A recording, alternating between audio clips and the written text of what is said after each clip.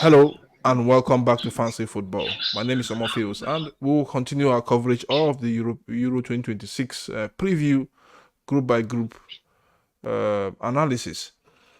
With me on the show is still Nonso Arinzechi. So this is the final group of the Euros 2024 Championship that we'll be looking at before we go into the nitty-gritty of the match by match. So this group, we all know what this group is made up of, and we can attest that there will be fire on the mountain in this group. A group where you have Turkey, debutant Georgia, Portugal, and Czech Republic. If you look at this group, apart from Georgia, you expect a feisty match between Portugal and Turkey, Portugal and Czech Republic in this group. And for me, I will still call it another group of death. In the ranking of my group of death, I will push them to number 2 because you have a very strong Turkey side that on a very good day can hold their own. You also have a Czech side, though I think the last time Czech Republic were in the Euros, I think it's been long. They've been in the Euro, but they are still a force to be reckoned with in European football. So let's dive into this group and see what will be the outcome of this group at the end of the day based on the statistics and the players that they parade left, right, center by each of these teams in this group. Okay, now, so what's your take? Like you said, it's a group of death. In quotes, if there's anything like group of death, 3 top teams are in the group. Thank God they've got that backyard route of qualifying as one of the best losers. But man, it's one of the group I want to keep an eye on. Portugal, Turkey, Czech Republic. These are top teams with top players who are playing in top leagues in Europe, and they will have a go at each other. Even Portugal, you would think who had the firepower should be overpower these guys, but come on, they're not what they used to be. Remember what happened at the World Cup where Ronaldo, we then ended up in the final of Coach Bento. The coach who won them the Euros, it was far back in 2012, if I'm not mistaken. So it's going to be a tough ride, and I'm happy that, like you did say, anybody can have a go. Everybody can have a say in this group. So it's wide open. Apart from the boogie boys, like we normally call them, the whooping boys, everybody seems to, but they will play major role. They could play spoilers. So don't rule them out. They are debutants. Exactly. They have nothing to lose. They have nothing to lose in this room. Exactly. They could decide who finished first, second, and third in that group. They could just take a point, maybe off Portugal, or maybe off Turkey, or maybe off Czech. It depends. So it's open, very open group, and I'm very happy for fans of the Euros. I think that's the group everybody should put an eye on because that group will go down the wire. I think so. Okay, let's go into the nitty-gritty of this group and see what the outcome of our analysis will be at the end of the day.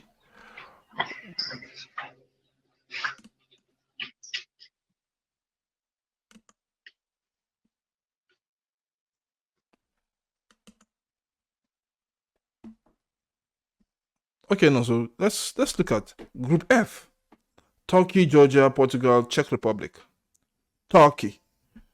Let's see what they have. Remember, you have a youngster, Andre Gulak for Turkey, that will be playing his first European Championship. But you have the likes of Hakan Kognolo, Inter Milan. You have Oki Yorkshire, West Ham. You have Oka Kosugo, Benfica.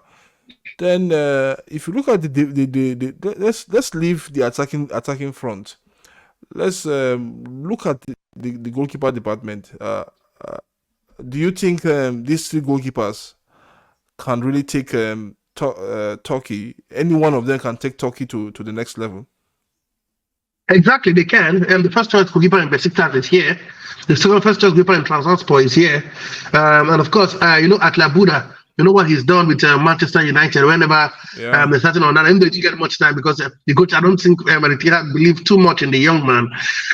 Even after, don't forget what happened at the Africa Cup of Nations where this guy had to leave a day before the Cameroonian first game because he wanted him to play the weekend's game. So that would have been where we would have seen much of him. But unfortunately, Cameroon did not stay too long for him to flourish, But he's a good goalkeeper. The fact that Man United even look at your face or look at your side means you've got something to offer, and they're playing with these top class players week in, week out can only improve a goalkeeper. So I don't think they've got a problem in the defense in the goalkeeping department. These are the best goalkeepers in the Turkish league, and of course one of the best upcoming stars in Europe. So I think the goalkeeping department is quite safe, if you ask me. Okay, let's look at the defensive department. When you see the defensive department, I think they are basically made up of players from the home side, Galatasaray, Fenerbahce. Yeah, from Turkish league, yeah. Yes, and you have Roma, Zekia Kalak Roma. Selik. Yeah, Zeki Selik. Who plays for Roma. Sorry, yeah, for Roma. Yeah. Then you have who plays for Roma. You've got Damiral, who also at one point Damiral, who also at one point played for Atlanta and now plays in Al Hilal in Israel. Yes, you have a certain Kaplan, who plays for Ajax Amsterdam as well. So they got some young players. Play exactly. So, and like you said, the best players in the league as well. Galatasaray, Fenerbahce. They also got a player from Panathinaikos as well. So, it's the best. See, you can only do with what the best you've got. I think they've got some good players. To be sincere with you, in the defense line, Damiral. I saw him in the Serie A. I know how good he can be. Zeki Selic. I know how good he can be on his day. Exactly in the Serie A. I know how good Kaplan can be. I watched him once or twice in the Eredivisie in Holland as well. And then, I mean, I've not followed the Turkish league, but I think these players, these are for them to pick the best players in their league, shows they have faith in what they can bring to the table. So it's not a bad backline, but not magnificent in quote, like you would expect. So it is what it is. Good at those days where you see Turkish defenders playing top leagues in Europe. Okay, yeah, gone are those days. Okay, I look at the midfield. I only see, I think I see one or two players. Okay, I only see one player in this Turkey midfield. That's only home base. That is Senek. Ismail Yaksak. No, I think so. Okay, yes, Ismail Yaksak. I was looking at Senek. Yes, Ismail Yaksak. Yes, Fenerbahce. Yeah. Only him in that midfield. But if you look at the midfield very, very well, you see that there is a star-studded midfield made up of players from Inter, West Ham, Benfica, Real Madrid, Borussia Dortmund, and and Ismail Yaksak. This is their strength. The strength is the midfield. You've got Hakan Çalhanoğlu, needs no introduction from AC Milan to Inter Milan. You know how good he can be. He can hit the ball. He's a free kick specialist. His deliveries are top notch. And he can hit the ball from distance. They will need his free kick in this tournament. Absolutely, his set pieces. Absolutely, they will need them. You know, you have Okay, Yusuklu with West Bromwich Albion. We just missed promotion by the skin of their teeth. What a quality midfielder! I saw him in the Premier League when he was from West Bromwich up. He's a very good defensive midfielder, and he can hold his own against the best in the world. Alaquile needs no introduction. The young risk kid at Real Madrid. You know how good he can be. He's got a wonderful left foot. I think he's the reincarnation of a certain Mesut Ozil in Turkey. The boy has got a wonderful left foot. He's got a brain.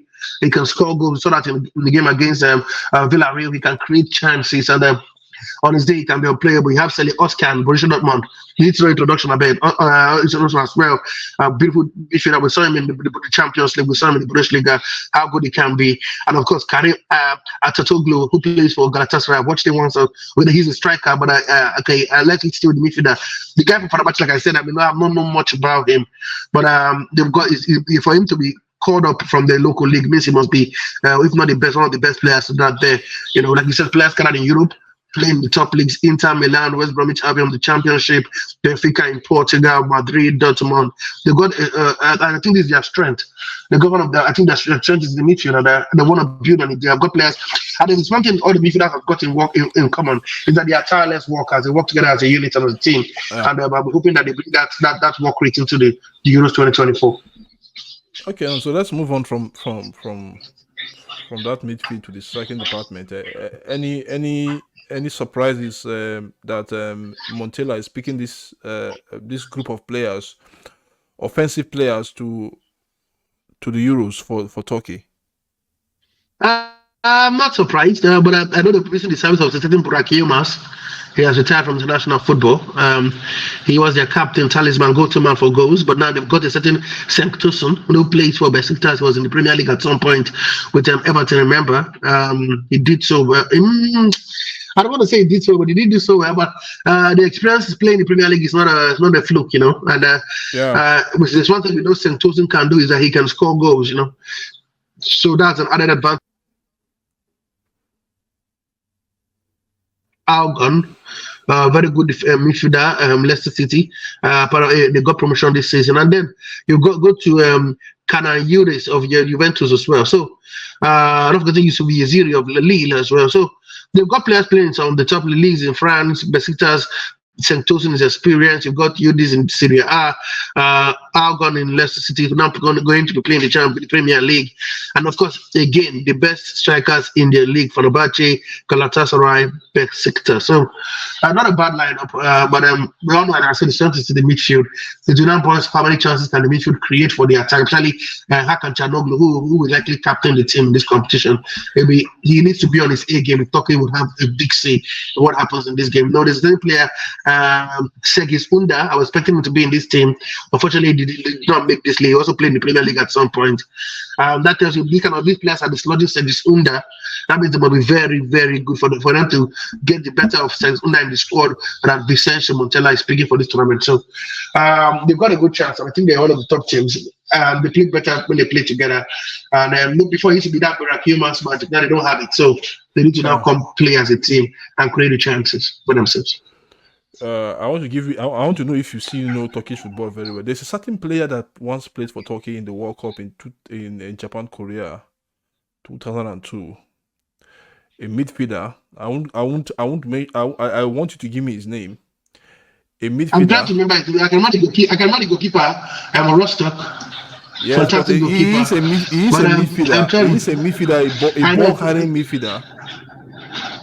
I can't know. Yeah, I'm trying to remember the name.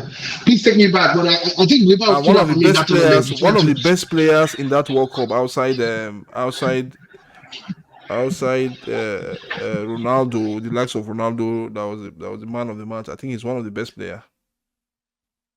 Hassan, I know. Something. Hassan Hussam? No. Hassan Yakim.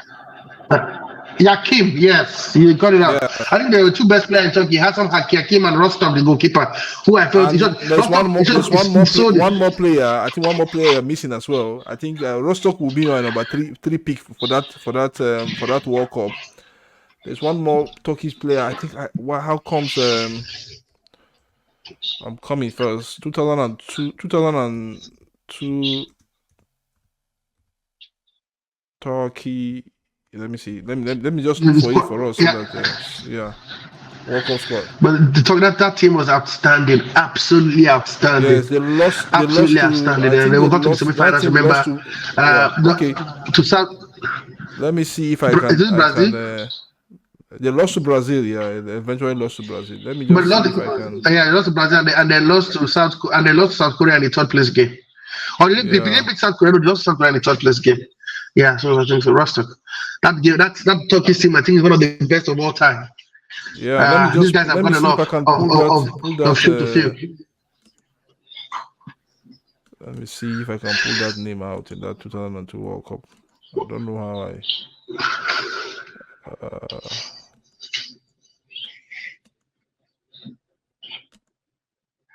Okay, I think I have seen those players there. Goalkeeper. Yeah. Let me see. The goalkeeper, you said there's supposed to be two goalkeepers here. Okay, Rostock is the goalkeeper. The midfielder. Okay, there's a certain player in that team. Two guy. Two guy played in the Premier League. He played in the Premier League. I think he took Portsmouth at some point. Yeah. So that's exactly. He just took out the names. Two guy. The name of that player, to be frank, is not Hassan Hakim. He's Hassan Sa. Yes, I think he's currently a football coach now, former a winger and a ball carrying midfielder, to be frank, that he is. So they had a good team. I just think that they've had histories over time as a certain player. They've done some big team in the past. We all know what they've done before in the past. These guys have got big shoes to fill. And don't forget, Burakima was a young boy during that period. Yeah. You know, so it was wow. They've got it. Like I said, they've got enough of questions and answers recently. I But they think need to I up their think the game. likes of Adran Gulak were not even born when this team was assembled. That's just the Absolutely, fact. they were not born. Anagula wasn't Okay, born. He wasn't born. He wasn't born yet. okay, okay. Let's He move wasn't from born yet. Turkey, to from Turkey to Georgia. Let's see where. Okay.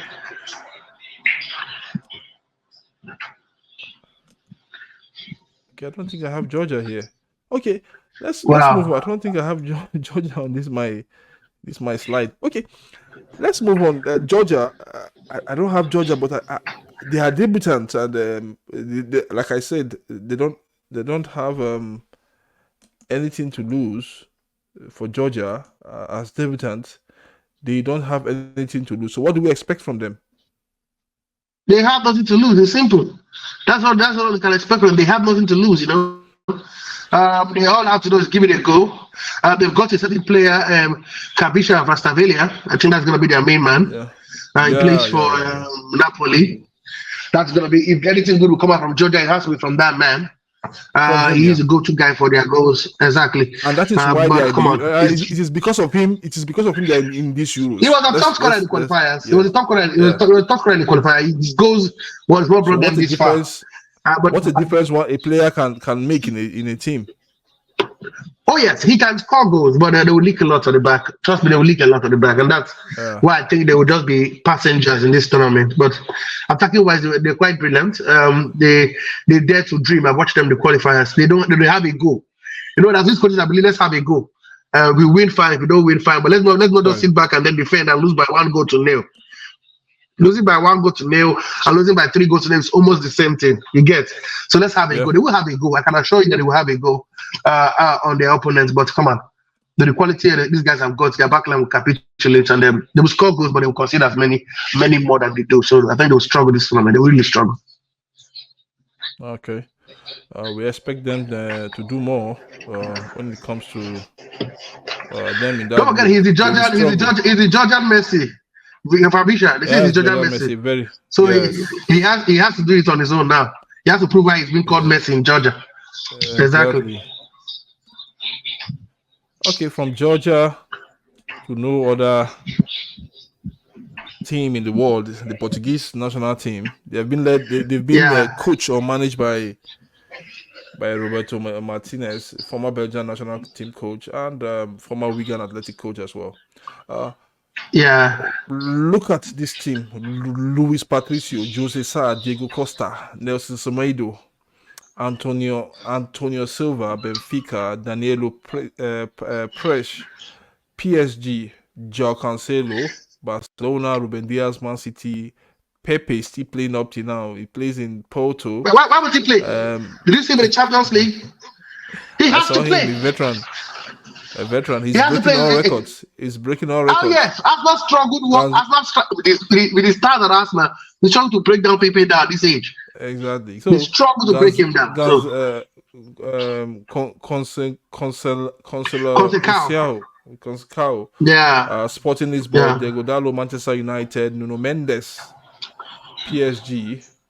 Look at the midfield. João Paulino, I think he's on his way out of Fulham. I think he's just too big for Fulham. For me, I don't know why this big club didn't really go for him when he was out there at the take 26, 27 years old. I think he's on his way out of Fulham. Maybe probably he might stay in the EPL with either Man United or go to Germany, where Bayern will also love him. I think Bayern inquired for him and submitted a deal of £30 million. Fulham said, hold on, wait. This guy doesn't cost £30 million. This guy costs £60 million. So if you want him, pay £60 million, and that is just it. Absolutely. So come on. The squad is definite. The squad is definite. Bruno Fernandes, Ruben Neves, Vitinha for PSG, João Neves for Paris Saint-Germain. Will also be João Neves, who I think will also be on his way out of Benfica this season. Mateo Nunes, Man City, Bernardo Silva, Man City, Goncalo Ramos, PSG, Ramos. Joao Felix, yes, Joao Felix, Barcelona, Rafael Leal. I think Rafael Leal didn't really do well last season compared to the season before. Possibly because AC Milan were also poor last season. They were poor in the transfer, poor in the entire season. So I think that is why he didn't really do well. So he thrived as a player. He thrived where other players do well around him, and that's the hallmark. That's one of the hallmark of young players that are still coming up. I think he needs to be a player that can take the bull by the horn at the end of the day. So Francisco Conceição, Porto.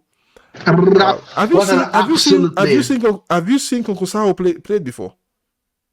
I have seen him play. What is an absolute genius? What a player! What a left foot he has! Absolute genius. Yeah. See, the team is sickening. I don't want to be Roberto Martinez. He had the same problem at Belgium, remember? And then I hope he will able to bring the balance in his team. And now he said exactly. He needs to break the team. What has this man won? Absolute nothing. As Wigan, as Everton, absolute nothing. Except the FA Cup he did win when he beat this Manchester City in the final. Yeah. We need to be realistic, man. I think with this squad, he should be winning the Euros. He should be. Look at the quality of the players in Portugal. They are top class players. Ronaldo, Conceição, Pepe. Look at the goalkeeping department. Anyone can start. Diego Jota, Pedro, Diego Costa. So I think he has. He has the weapon. Antonio Silva. You have this guy who plays for Manchester City, Ruben Diaz. Pepe, Goncalo Ignacio of Sporting Lisbon, Diego Dallo, Man United, Nuno Mendes, Paris Saint-Germain. You know, the quality is sickening.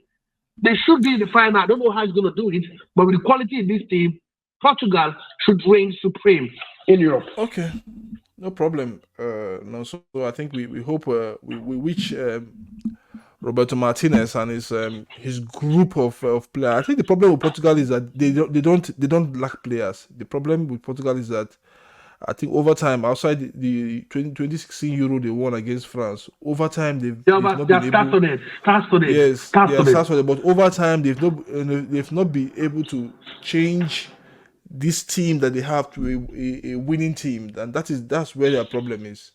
And I hope Martinez should be able to do that. You know, they won the league. They won the Euros in 2022 when they had a lesser team with a lesser quality team. You know, when it wasn't as good as 2016. Yeah. This team is impeccable. This team can start players can start in any of the top teams. Yes. They are untouchable. They are untouchable. Yeah. They're immaculate. This team should be hallowed. They should be referenced across other teams in Europe. Okay, now so let's move on from Portugal to Czech Republic. This is the team Czech Republic are bringing out there for these Euros. Look at them and look at where they are playing. Most of them in some of them in Germany, some of them in way back home with Sparta Prague. With Sparta Prague, Slavia Prague. And some teams in England, one or two teams in England, Fiorentina, West Ham. Then Victoria Plazins, Bayern Leverkusen, 2 players from Bayern Leverkusen. Patrick Schick is there, and Adam. They have 2 players from West Ham. Yes, 2 players from West Ham. Kufal and Thomas Suchek. They've got a player from Bayern Leverkusen in Matej Kovac, the guy who displaced Adreski in goal. They've got a certain man. I love him so much. This player, I love him so much. They got 3 players from Bayern. They got 3 players from Bayern. Patrick Schick, Leverkusen, Adam Hoslek too, and that striker from Bayern Leverkusen as well. I think Patrick Schick is a big factor there. He's a very good player. I can tell you, very good player. I will mention 3 players. I will mention 3 players. I think can really be a big factor here based on their size and what they bring into game. Thomas Sutek, he brings a lot into matches. We know. Patrick Schick is number 2. For me, Patrick Schick is number 2. Top class player. And I think the goalkeeper from Bayern Leverkusen also is number 3. Matej Kovac. Matej Kovac held his own very, very well last season. How do you think Ivan Hesik how do you think he should go about doing his business? Because I looked at their formation very well prior to when I was looking at it, and I see he plays in the 4-2-3-1 formation or thereabout. So how do you think he should go? Because this is a tournament. I think he has the quality there. He has the quality, not like as Portugal, but he has the quality to go toe to toe with Portugal. He has the quality to go toe to toe with Turkey. He also has the quality to dismantle Georgia. So how do you think this team should go about doing their business at the end of the day? Simple counter attacking football. He needs to respect the opponent. As much as I said he can go to with Portugal, I can go to with Turkey. Yeah. This squad, player to player, is below those two countries. Yeah, exactly. Player for player, is below them. So, but in terms of organization, he can go far toe to toe better. with this. Yes, it's far better. Exactly. So all you need to do is defend very well, defend very tight, try to counter attack, and then we'll see how things go from there. I think the attack with Patrick Schick, Huslek can cause an upset, but they need to defend very well. The likes of Thomas Suchek will play a major part in that because he will play in the defensive midfield role, helping the team to cover up. So for me, it's about keeping a solid defense. You know, they say if you don't concede goals, you can't lose games. So they have to first avoid conceding goals and then they build from there. It's possible, and we've seen that in the qualifiers. They're very good defensively. I think I wouldn't change that from Ivan Hasek. I'll just keep them compact, keep them organized, keep them together, and then when we defend, we don't wait for set pieces, all this for scraps, for the proper delivery for the likes of Patrick Schick, who has been fantastic for them as well in the qualifier. So it's just about keeping your shape and being very organized as they head into the tournament proper. Oh. So we hope so. So finally, let's look at the prediction. What do you think will be the possible outcome of the matches in this group? Absolutely. So we expect a Portugal to top that group based on what they have. So no, if Portugal cannot top not to top the group, to reign supreme. Okay. With the quality they have, they should reign supreme on top of the group. They should be the king of the crop. It's Portugal and the rest of them. I think Portugal should be on top. That's what I think. Funny enough, I want to go with Czech Republic finishing second, and then Turkey having a chance to qualify. Turkey having a chance to qualify from the best loser. But Georgia, I think they'll be the whooping boys of the group. They'll be spanked silly by every other team that they face in the group. I could be stunned. My prediction may not go there, but what I'm seeing from what I saw from the pre-friendly games from the qualifiers, I think Georgia will just manage to participate in this competition. Okay, now so this is a very wonderful group. Like I said, my second group of deaths after Group A, Group A, yes. Group A and Group C. I mean Group B, yeah. And Group B, sorry, yeah. So